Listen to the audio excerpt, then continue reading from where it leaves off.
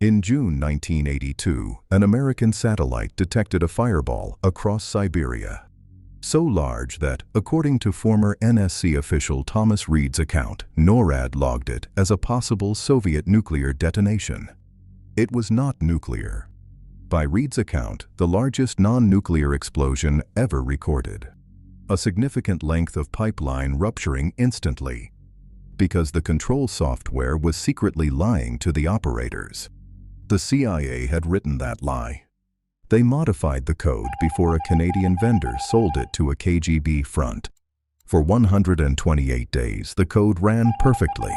Then a hidden timer disabled every safety lockout simultaneously, and Siberia burned. The Americans knew which code to poison because a KGB colonel had handed France 4,000 classified documents detailing every Western technology the Soviets planned to steal. This is File 19, The Poisoned Pipeline. The man whose dissatisfaction with the Soviet system seeded the entire operation was Vladimir Ippolitovich Vetrov, KGB colonel, 21-year veteran of Soviet foreign intelligence, deputy chief of the KGB's Directorate T section, the directorate responsible for organizing every Soviet operation to steal Western technology. Vetrov had been passed over for promotion multiple times. He had personal financial difficulties. He had an estranged relationship with his wife. And he had concluded, after 2 decades of running Soviet technology theft operations, that he no longer believed in the Soviet Union. He could not defect to the West. His wife and his teenage son still lived in Moscow with him. Defection would have placed both of them in immediate danger. Instead, in the early spring of 1981, he made a different decision. He approached a French businessman in Moscow, who he believed was working for French intelligence. Through that businessman, Vetrov began passing thick folders of KGB Directorate T documentation to the Direction de la Surveillance du Territoire in Paris. The DST gave him the code name Farewell. Over the next 12 months, Vetrov delivered approximately 4,000 individual documents. Each document detailed a different Soviet technology acquisition priority, a different recruited Western agent, a different shopping list. Together, the documents constituted a complete operational map of Soviet KGB technology theft against the West for the previous decade. 250 active operations, over 200 recruited agents inside Western corporations and research institutes, specific Soviet shopping lists for Western semiconductors, computer numerical control machine tools, and industrial process software. On July 19, 1981, French President François Mitterrand met with American President Ronald Reagan at the Élysée Palace. He handed Reagan a thick leather portfolio containing translated copies of the Farewell Dossier. He told Reagan in French that France thought he should see it. By August of that year, the United States National Security Council was authorizing what would become the most ambitious technology counterintelligence operation in modern American history. Instead of rolling up the Soviet operation immediately, the United States would continue feeding the Soviets exactly what they were trying to steal. But every component delivered to the Line X buyers would be deliberately defective. Computer chips with sabotaged firmware, industrial control software with embedded logic bombs, manufacturing process documentation with subtly wrong parameters. Every piece of stolen technology would become a delayed action weapon against the system that stole it. The genius of Thomas Reed's design was not just to feed the Soviets defective technology. It was to use the Farewell Dossier itself as a precision targeting tool. Every entry on the Soviet shopping list named both the Western company that produced the technology and the recruited Western agent through whom the Soviets intended to steal it. The CIA could approach each Western company quietly, brief the executives on what was happening, and arrange for the recruited agent to receive a specifically modified version of the technology, modified in ways designed to sabotage Soviet industrial systems on a delayed timeline. The recruited agents themselves never had to know. The Soviets believed they had a clean penetration of the Western company's source of record technology. The CIA simply produced two parallel codebases. Codebase A, the legitimate version, shipped to actual customers.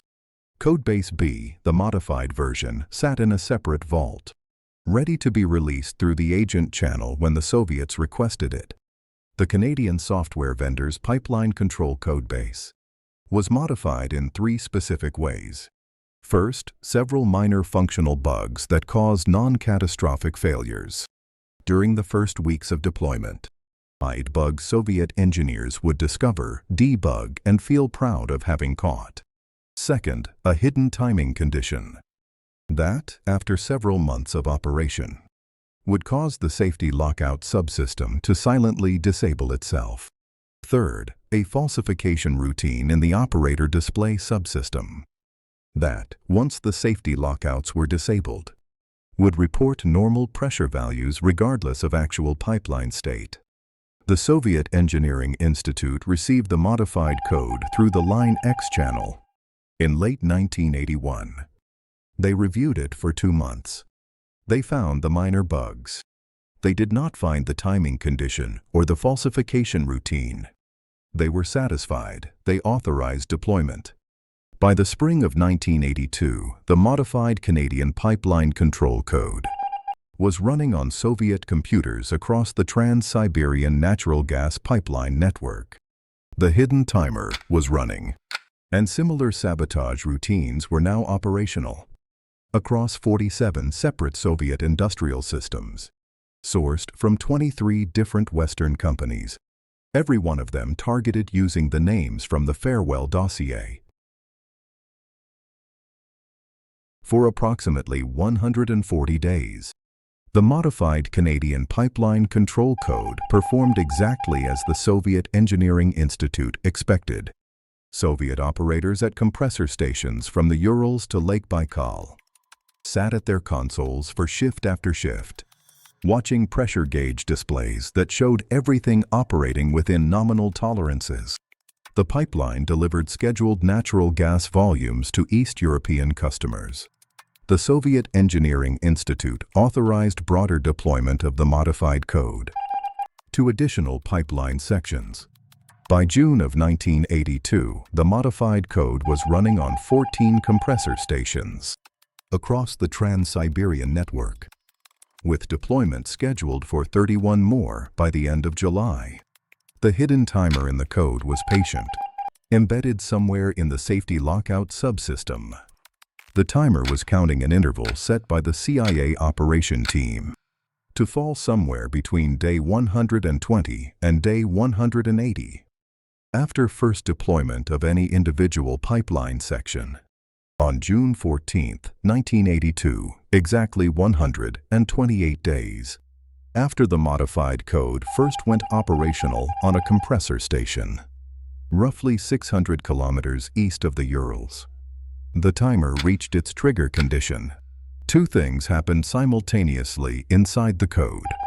The safety lockout subsystem silently disabled itself, eliminating the protective interlocks that would normally cut compressor power if pipeline pressure climbed past rated maximums. And the falsification routine in the operator display subsystem activated, configuring the operator console to report nominal pressure values, regardless of the actual pressure inside the pipeline. The pipeline pressure began to climb. The compressor turbines, no longer constrained by the safety lockout subsystem, kept pushing more gas. The pressure crossed the rated maximum.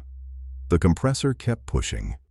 The pressure crossed double the rated maximum. The compressor kept pushing. The Soviet operator at the control room console saw nothing unusual on his display. His instruments were lying to him. He had no warning. The pipeline metallurgy was a steel construction designed for the rated pressure. Beyond triple the rated maximum, it failed catastrophically. The first explosion began 3 kilometers from the operator's compressor station. The fireball was so large that the United States Low Earth Orbit Infrared Detection Satellite that picked it up initially flagged the thermal anomaly as a possible nuclear detonation. The June 14th pipeline rupture was not the end of the operation. It was the first triggered failure in a sequence that continued for the next 7 years. The other 46 poison technology deliveries. The sabotaged semiconductor fabrication equipment in a Siberian electronics plant. The corrupted computer numerical control machining centers in a Belarus weapons factory. The off-parameter polymer process documentation in a Ukrainian chemical works. Each carried its own delayed action timer. Each timer was tuned to a different interval. Each system failed at a different moment in 1983, 84, 85, or later. Soviet engineers across multiple industries spent years investigating. Mysterious mass defect rates, unexplained tooling failures, off-specification industrial output. None of them traced the cause back to the original Western source. Because the Soviet engineers had reviewed the source code, the manufacturing process documentation, and the equipment installation procedures themselves, and had certified each as nominal. The accumulated economic damage to Soviet heavy industry through the late 1980s was, by some United States economic warfare assessments, in the tens of billions of 1980s US dollars. The cumulative drag on Soviet industrial productivity was a measurable factor in the broader Soviet economic decline that culminated in the collapse of the Soviet Union by the end of the decade. The strategic significance of the farewell counter-operation has, in retrospect, been recognized by every major American national security retrospective of the late Cold War period. The combined effect of the poison technology deliveries was, by several authoritative open-source analyses, the most operationally significant economic warfare campaign the United States ever waged against the Soviet Union. The campaign cost the United States almost nothing. A few dozen modified code bases, a few dozen sabotaged hardware components, a few hundred pages of off-specification manufacturing documentation. The Soviet response cost billions in industrial system failure investigation, replacement component procurement, and lost industrial output capacity. Vladimir Vetrov did not live to see the operation he had seeded reach its full effect. He was arrested in February 1982, 5 months before the pipeline rupture, after a domestic disturbance call brought Soviet militia officers into his apartment. In the middle of one of his clandestine document deliveries, the KGB internal counterintelligence investigation that had been closing in on him for several weeks consolidated rapidly after the arrest. He was tried by military tribunal in late 1983. He was executed in early 1985 by gunshot to the back of the head in a basement of Lefortovo prison in central Moscow. The farewell dossier itself remained classified at the highest levels of the United States and French governments until the early 2000s. Thomas Reed published the first authoritative open-source account of the United States counter-operation in his 2004 memoir, At the Abyss. The accuracy of that account is debated by some historians, who note that the Soviet Union has never officially confirmed the pipeline rupture as a sabotage event. But the broader pattern, Western technology supplies that mysteriously underperformed in Soviet industrial deployment across the 1980s, is documented in Soviet archival materials released after the Soviet collapse. And the farewell dossier itself sits in declassified files at the United States National Archives.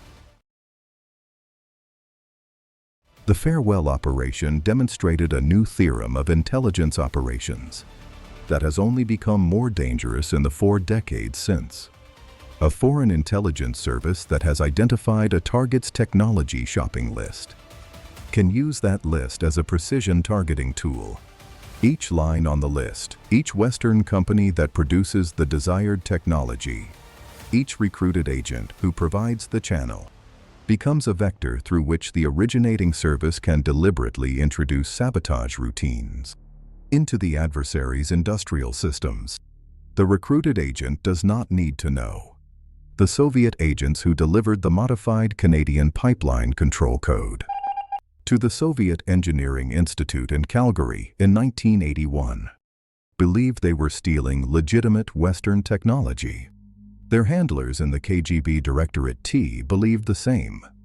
The Soviet Engineering Institute that reviewed the code believed the same. The deception held all the way down the chain, because the modified code was packaged, documented, and delivered by people who had no reason to suspect anything was wrong. The technique works at every level of a modern technology stack.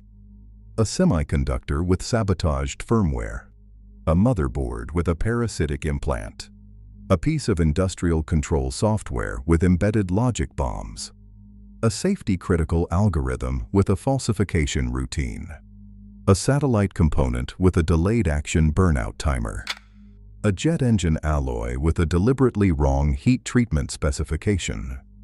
Modern intelligence services have refined the farewell playbook into a continuous discipline. The United States Cybersecurity and Infrastructure Security Agency now publishes annual advisories on suspected supply chain compromises in industrial control software. The Russian Federal Security Service maintains a counterpart program against Western technology imports into Russian critical infrastructure operators. The Chinese Ministry of State Security operates against both.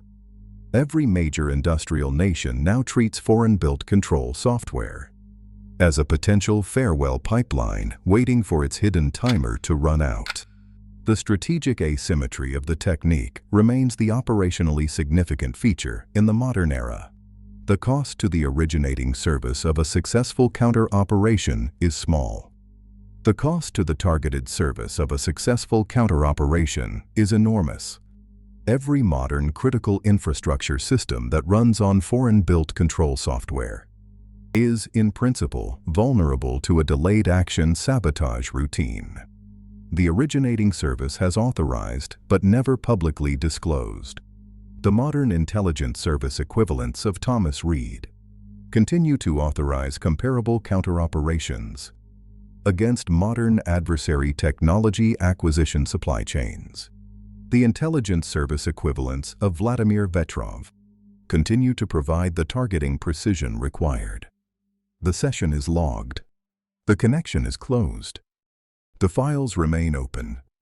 Modern critical infrastructure runs on software produced by foreign vendors. Integrated through procurement channels few infrastructure operators can fully audit. Deployed across sectors where the cost of a single sabotage event is measured in lives, in regional power grid blackouts, in commercial aircraft fleet groundings, in regional natural gas distribution catastrophes. Which leaves us with the closing question of File 19. Which piece of foreign-built technology in your country's electrical grid, your country's water treatment, your country's air traffic control system right now, do you trust the least to not be the next trans-Siberian pipeline, silently waiting for a hidden timer condition that only a foreign intelligence service knows the trigger for?